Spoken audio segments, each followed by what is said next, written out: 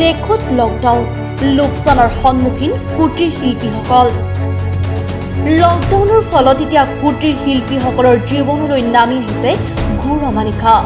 শিৱসাগৰ জিলাৰ বহু লোকে পাচি খৰাহী বিচনী ধাৰি জাকুৰ জুলুকি পলহ আদি বিক্ৰী কৰি পোহপাল দি আহিছে পৰিয়াল কিন্তু সম্প্ৰতি দেশত দীৰ্ঘদিনীয়া লকডাউনৰ ফলত বন্ধ হৈ পৰিছে বজাৰসমূহ তাৰ সমান্তৰালভাৱে বন্ধ হৈ আছে ৰেল চলাচলো যাৰ ফলত তীব্ৰ আৰ্থিক সংকটত পৰিছে এইসকল কুটিৰ শিল্পী আজি প্ৰায় 1984 চনৰ পৰাই এই কুটিৰ শিল্পতে সকলো ধৰণৰ পাচি খৰাহী জাপি হজা পৰা যিকোনো ক্ষেত্ৰত খৰাহী সেইভাগে দিনে পৰিয়ালটো আৰ্থিকভাৱে এনেকৈ এইবোৰ কৰিয়ে বৰ্তমানলৈকে চলি আছোঁ এতিয়া লকডাউন হোৱাৰ পৰা আমাৰ বহুত অসুবিধা হৈছে বজাৰ সমাৰ বন্ধ হৈ আছে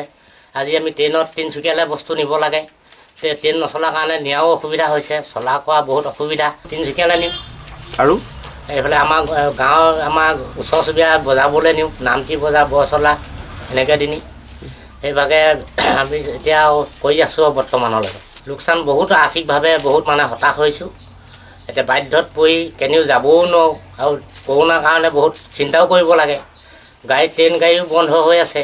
বেপাৰ সময় বন্ধ হৈ যোৱাৰ কাৰণে আমাৰ বহুত অসুবিধা হৈছে আৰ্থিকভাৱে অন্যান্য চৰকাৰী আঁচনিৰ ফালৰ পৰাও আমাক আজিলৈকে একো এটা সুবিধা দিয়া নাই স্থানীয় বজাৰৰ লগতে ৰেলেৰে যাত্ৰা কৰি বিভিন্ন ঠাইত বিক্ৰী কৰি আহিছিল সামগ্ৰীসমূহ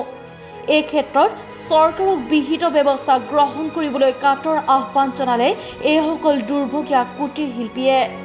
নিউজ ডেস্ক ৰিপৰ্ট বাৰ্তা অসম।